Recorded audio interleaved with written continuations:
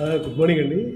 నేను ఒక 2 విషయాలు స్టేట్ గవర్నమెంట్ లెవెల్లో ఏమేమి జరుగుతున్నాయి దాని గురించి చెప్పాలనుకుంటున్నానండి. 2 విషయాలు. ఒకటి, అమ్మాయిలకి, ఉమెన్కి, స్త్రీలకు అందరికి కూడా బస్సు ఛార్జెస్ లేకుండా సిటీ బస్సులు ఫ్రీ ఇస్తున్నారు. బాగుంది.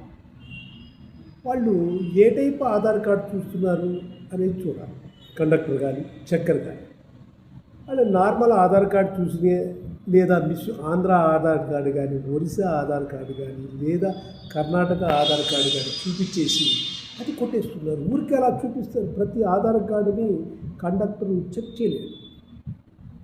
అందుకొరకు మనకు దీనికి సిస్టమ్ ఎలా ఉండాలంటే, ద బెస్ట్ సిస్టమ్ వచ్చి ప్రతి ఆధార్ కార్డు ఎవరైతే ఫ్రీ బస్ కావాలనుకున్న వాళ్ళు బస్సు కౌంటర్స్ దగ్గర, మనం అక్కడక్కడ బస్ స్టాండ్లో బస్ కౌంటర్స్ ఉంటుంది, ఆ కౌంటర్స్ దగ్గరకు వచ్చి వాళ్ళ ఆధార్ కార్డు చూపించి ఒక స్మార్ట్ కార్డు తీసుకుంటే ఫ్రీ అని చెప్తే మాత్రం యూ కెన్ కంట్రోల్ ఇట్.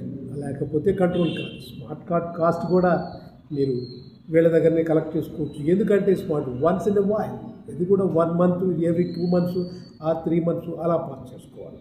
ఆ స్మార్ట్ కార్డు మీరు ఆధార్ కార్డు పర్టికులర్గా ఉంటుంది, దాంట్లో చేంజ్ చేయగలరు. బట్ స్మార్ట్ కార్డు చూపించేటప్పుడు ఆధార్ కార్డు ప్లస్ ఇది 2 కలిపి చూపించాలి, అప్పుడు చక్కర్. అంతేగాని జస్ట్ లైక్ దట్ మీరు ఆధార్ కార్డు ఇచ్చేసి రాదు. ఓకేనా?